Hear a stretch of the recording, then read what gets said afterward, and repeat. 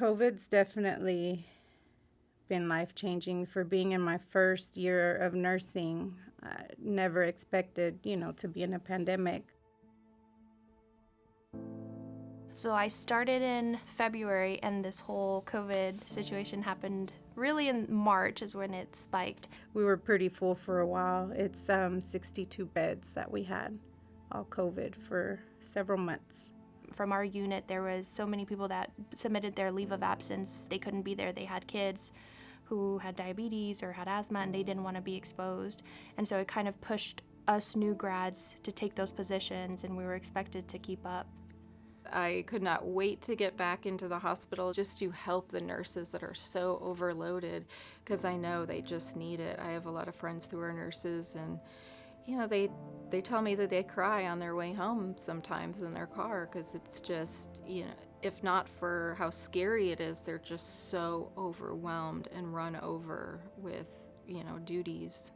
We've always had that, and we've always carried that home with us, and we cry for our patients. And it's definitely taken a toll on myself and other nurses that I've seen. Usually we have families and support of families, and we don't have that. I think that's been the biggest change for all of us. We can get the processes down, we can get the PPE and the masks and the gowns, and that's all skill, but the actual emotion and the actual caring for a person at the bedside, that has nobody else. You're the extension of the family, and you're the extension of any love that they feel or support. And I think that's been the toughest. We're supposed to just go in the room, assess, give meds, and go out. Most of us did not do that. It was hard to not listen to what they have to say. They've been alone in this room for weeks. We have patients that are there for 3 and 4 months at a time. So we have to experience that whole journey for them. And I think since COVID and families not being able to be there, we definitely have become the surrogates. I would always ask them, what's the most important thing that I can do for you today?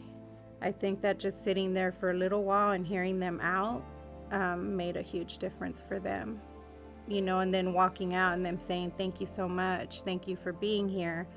I mean, that's a good feeling, because you're doing at that moment what they needed you to do. Having to rise to the occasion, I didn't know how much help I was responsible to bring to the table as a new grad. I was afraid. I had just graduated. I don't know everything, and so I didn't know how much was expected of me. And I think in the best way, it made me grow up as a nurse quicker. Before COVID, I wasn't sure that I wanted to work in a hospital. I thought that I wanted to be a clinical nurse, and now I've completely changed my mind, because that's kind of where the saints are right now, and that's where the most help is needed. And I just feel like I want to get in there and relieve some of those nurses that are so overloaded and need a break.